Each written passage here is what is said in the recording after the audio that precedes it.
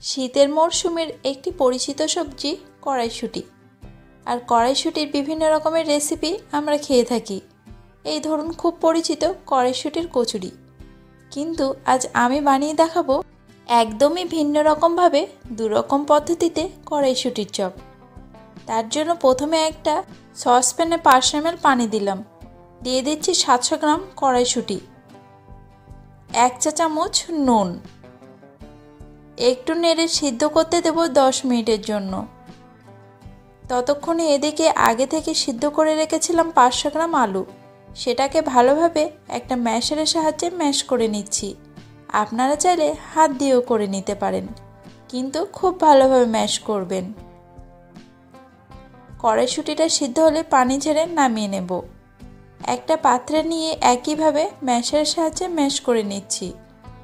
কড়াইশুঁটিটাকে খুব মিহি করে ম্যাশ করার কোনো প্রয়োজন নেই, একটু এরকম দানা দানা ভাব রেখে দেবেন।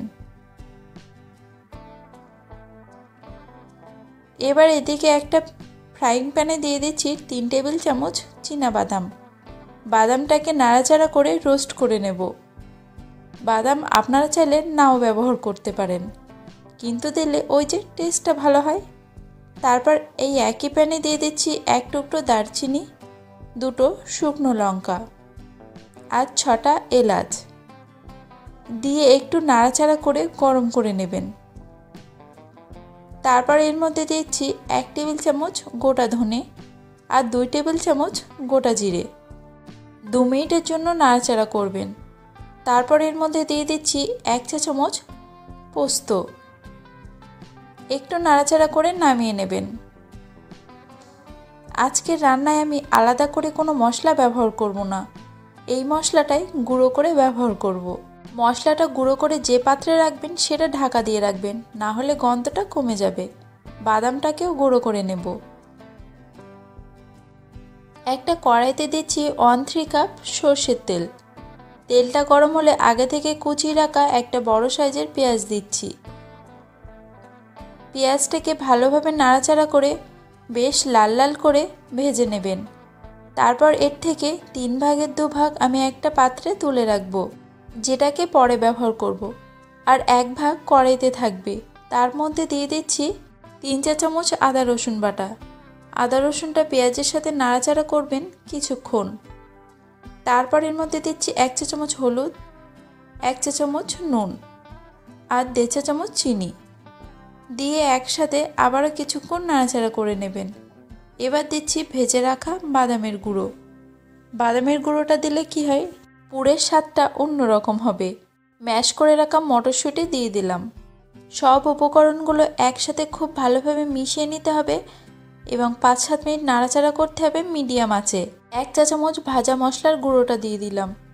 আমি আজকের রান্নায় অন্য কোনো মশলা ব্যবহার করব না, যে মশলাটা বাড়িতে বানিয়েছি সেটাই পুরো রান্নায় ব্যবহার করব। কিছুক্ষণ নাড়াচাড়া করার পরে সিদ্ধ করা আলুটা দিয়ে দেওয়া হলো। এবার আলুর সাথে সব উপকরণগুলো খুব ভালোভাবে মিশিয়ে নিতে হবে। দিয়ে দিলাম স্বাদ মতো নুন। মাঝে মাঝে নাড়াচাড়া করে এটাকে রান্না করে নিতে হবে 15 মিনিটের মতো মিডিয়াম আছে। যে পেঁয়াজ ভাজাটা তুলে রেখেছিলাম সেটাকে দিয়ে দিলাম। এভাবে দেওয়ার কারণ হচ্ছে যে পুরটা বানাবো এর ফ্লেভারটা অনেকটা সুন্দর হবে। আপনারা চাইলে নাও করতে পারেন। ভালোভাবে মিশিয়ে নেবেন। তারপর যে ভাজা মশলাটা ছিল তার থেকে 2 চা চামচ দিয়ে দিলাম। এবার একটু নাড়াচাড়া করে এর মধ্যে দিয়ে দেব কুচানো ধনেপাতা 1/2 কাপ। ধনেপাতাটা দিয়ে ভালোভাবে মিশিয়ে কিছুক্ষণ পর নামিয়ে নেবেন। একটা ব্যাটার বানানোর জন্য একটা বোলের মধ্যে দিয়ে দিচ্ছি 1.5 কাপ বেসন আর 1/2 কাপ কর্নফ্লাওয়ার। দিয়ে দিচ্ছি 1.5 চা চামচ নুন আর 1 চা চামচ বাড়িতে বানানো ভাজা মশলার গুঁড়ো, 1 চা চামচ বেকিং সোডা। দেখুন কর্নফ্লাওয়ারটা দিলে কি হয়, ব্যাটারটার ক্রিস্পি ভাবটা খুব সুন্দর হয়। এবার এর মধ্যে অল্প অল্প করে পানি যোগ করবেন। মোটামুটি আমি 1 কাপের মতো পানি ব্যবহার করেছি। একেবারে অনেকটা পানি দেবেন না। ঢাকা দিয়ে রাখতে হবে 1 ঘন্টার জন্যে। স্লাইস পাউরুটি নিয়েছি 12 পিস। পাউরুটিগুলোর সাইডের যে পোড়া অংশ আছে সেটাকে ছুরির সাহায্যে কেটে ফেলে দেবেন, বাদ দিয়ে দেবেন।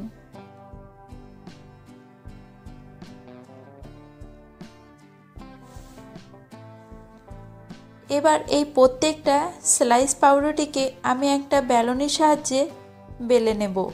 প্রত্যেকটাকে বেলে রেখে দেব। এভাবে একটু চেপে নিয়ে বেলে নেবেন।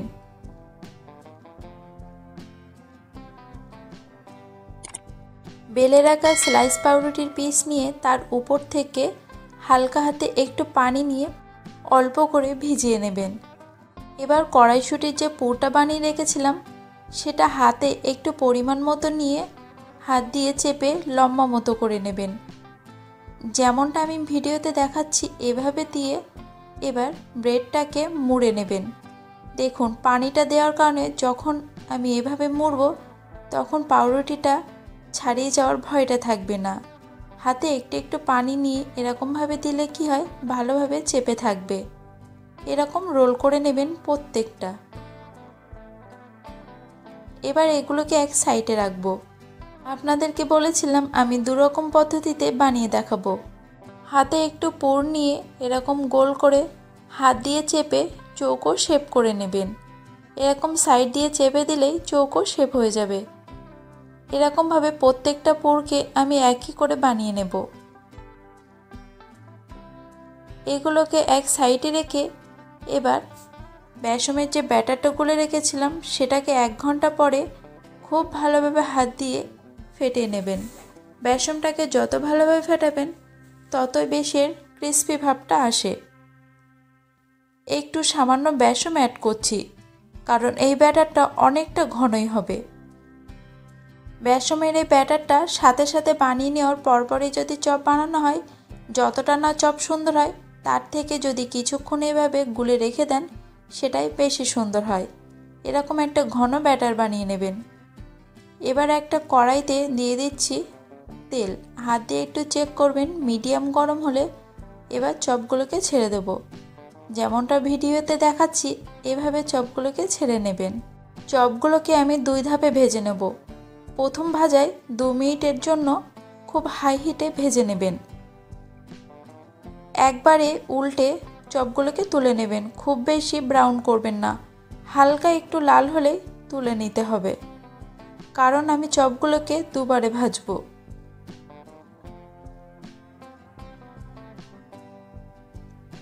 প্রথমবার ভেজে তুলে নেওয়ার পরে সাথে সাথে দ্বিতীয়বার ভাজবেন না, একটু ঠান্ডা হলে তবে ভাজবেন।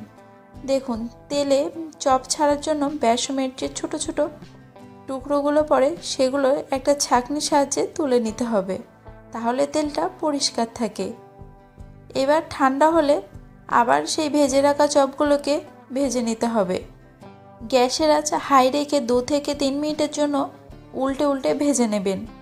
2 বারে ভাজলে কি হয়, চপগুলোর কোটটা খুব সুন্দর মুচমুচে হয় এবং খেতে অনেকটা ভালো লাগে। যখন দেখবেন এরকম ব্রাউন কালার হয়ে এসেছে চপগুলোকে তেল ঝেড়ে তুলে নিতে হবে। এবার বেসমের যে ব্যাটারটা ছিল তাতে আমি পানি যোগ করে হালকা করে নেব, কারণ পাউরুটি দিয়ে যে চপটা বানাবো সেটার জন্য বেসনটা খুব বেশি ঘনর প্রয়োজন নেই।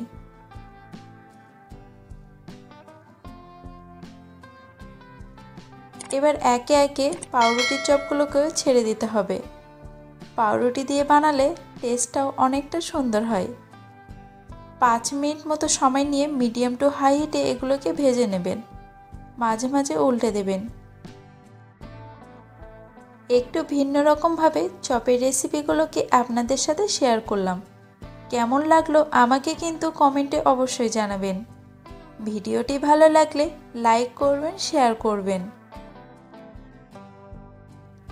নতুন নতুন বিভিন্ন কিছু রেসিপি দেখার জন্য হেসেল লাভার চ্যানেলটিকে অবশ্যই সাবস্ক্রাইব করবেন। কিন্তু এভাবে একবার আপনারা বাড়িতে অবশ্যই ট্রাই করবেন কড়াইশুঁটির পুর ভরা চপ। আশা করছি ভালোই লাগবে। কড়াইশুঁটির কচুরি আর আলুর দমের রেসিপি আমার চ্যানেলে পেয়ে যাবেন, চাইলে দেখে নিতে পারেন।